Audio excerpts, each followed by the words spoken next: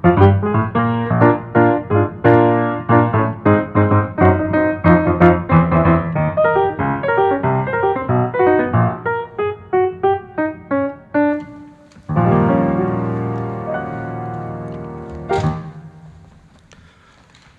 dress shoes clack loudly on the polished marble floor. Everyone is quiet. They're waiting for me to get to the right spot so that I can start speaking. And when I get there, I'm going to do something that I've never done in church before. I'm going to curse loudly and proudly. This funeral is the culmination of an exhausting 10 days that saw my mother go from the hospital to home hospice care, and then all of her children and grandchildren come from all over the country to be with her. We would take turns sitting with her in the bedroom, and we'd talk, and she would go in and out of consciousness, and sometimes she'd participate, and sometimes she wasn't. But we all knew that she was happy just knowing that everybody was there. Lots of people came and went. Neighbors from the old neighborhood, bridge friends, work friends, nurses, social workers. But you can't have 6 kids and 15 grandkids like my mother did and not have a good relationship with chaos. She would embrace it. And she took joy in it, all the while being the calm eye of the storm. But as I sat there next to her, all I could think about was how the world as I knew it was ending. After she passed, my brothers and I went to the funeral home to talk to the funeral director.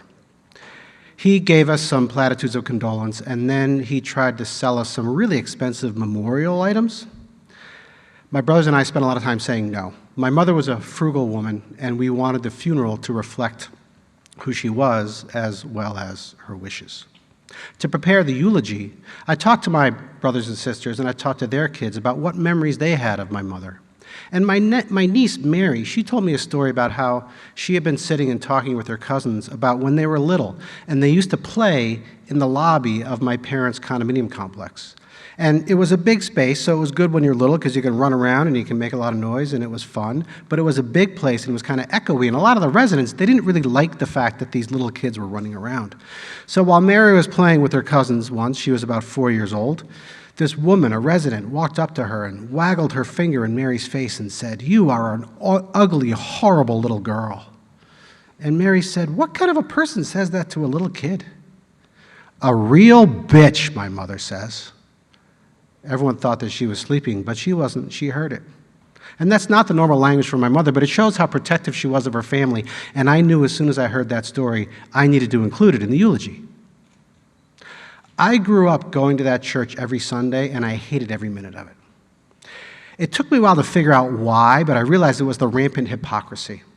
I was in high school, and I realized that I was there on Sunday morning, and the assholes from the party on Saturday night, they were the ones playing the role of the most devout Catholics in church on Sunday morning. And then I went to a Catholic college.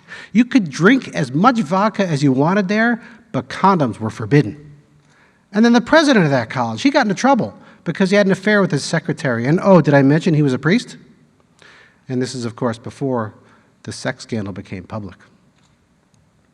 I remember how exhilarated it felt the first time I skipped church. My parents let my brothers take me to church, and we all got in the car. We were quiet. Nobody said anything because nobody wanted to go.